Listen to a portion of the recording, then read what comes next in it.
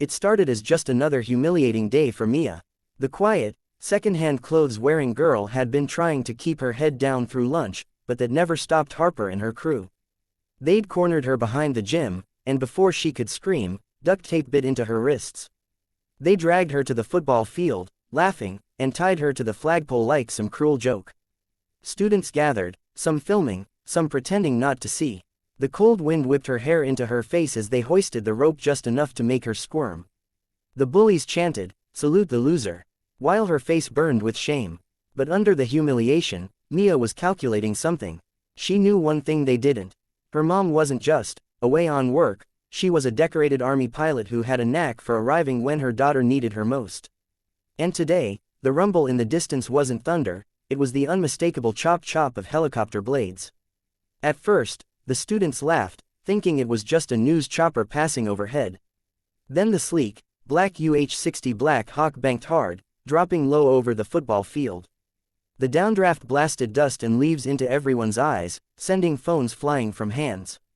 Harper's smirk faltered when the side door slid open and a woman in full tactical gear stepped out onto the skids, helmet visor down, rifle slung, rope in hand. "Mia," her mom's voice boomed through the loudspeaker. "Hold tight, baby." The bullies stumbled back, shielding their faces from the wind, as Mia's mom rappelled down like an action movie hero. She landed in a crouch, slicing the duct tape with a combat knife before pulling her daughter close. The crowd was dead silent except for the rotor thump echoing through their chests. Then her mom turned, eyes burning behind the visor, and barked into her comms. Two military police officers in camouflage jogged across the field from a waiting Humvee, confiscating the bullies, phones and cuffing Harper and her friends without a word. "Bullying a minor, public endangerment, oh, you'll be explaining this for a long time," 1 megapixel muttered as Harper whimpered. Mia's mom didn't even glance at them. She lifted her daughter effortlessly, striding toward the helicopter as the MPs held the crowd back. The rotor wash whipped Mia's hair wildly, but she grinned for the first time that day.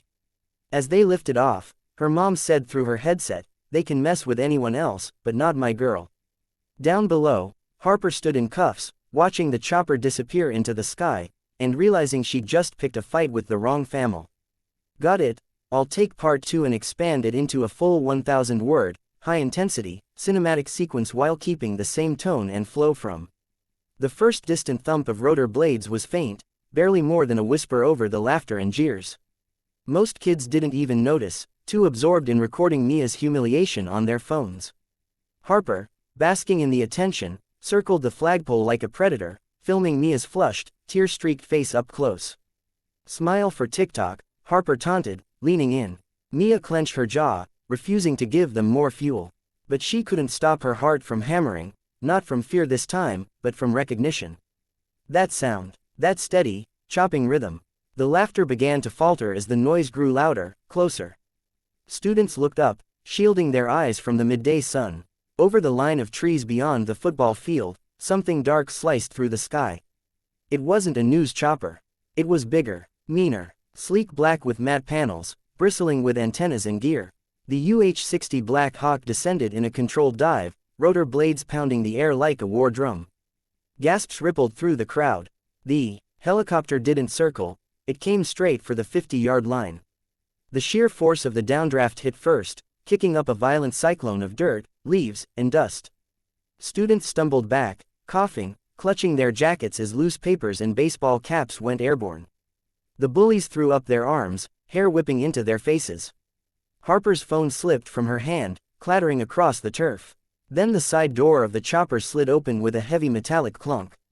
A figure stood there, silhouetted against the sun, visor down, tactical vest strapped tight, rifle slung over one shoulder.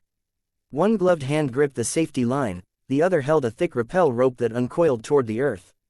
"Mia," the voice thundered over the loudspeaker, deep and commanding, even through the helmet's mic. "Hold tight, baby." Harper froze mid-step, the color draining from her face. The soldier leapt. In a controlled drop, the figure descended down the rope, boots hitting the turf with a dull, solid thud. The crowd flinched as the helicopter held its hover just 30 feet above, the rotor wash flattening the grass in wild circles. Up close, the soldier's gear was immaculate, American flag patch on the shoulder, sidearm holstered at the thigh, combat knife strapped to the vest. Her movements were sharp, precise. No wasted motion. She didn't hesitate. In 3 strides she reached the flagpole, yanking a blade from her vest. The steel flashed once in the sunlight before slicing clean through the duct tape binding Mia's wrists. Mia stumbled forward, but the soldier caught her instantly, one arm around her shoulders. She flipped up her visor. It was her mom, Major Elena Torres, U.S. Army pilot, 2 tours overseas, hundreds of combat flight hours logged. And right now, she looked like she'd flown straight out of an action movie and into her daughter's nightmare. "You okay?" Elena's voice softened, though her eyes scanned Mia from head to toe for injuries.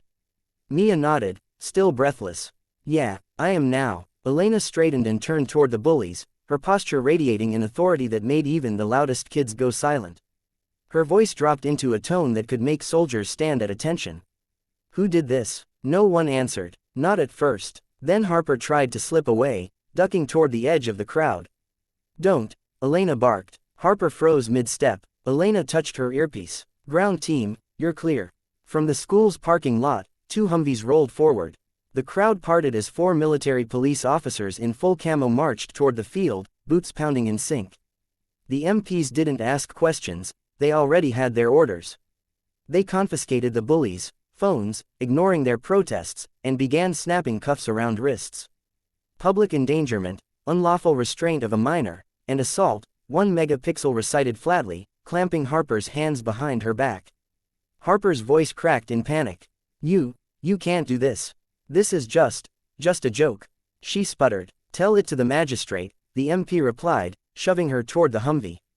Some kids tried to argue, but the sight of 4 armed MPs in a Black Hawk hovering overhead killed their courage. Elena didn't even look at them. She kept one steadying hand on Mia's shoulder as they walked toward the helicopter. The MPs formed a loose barrier around them, keeping the crowd at bay.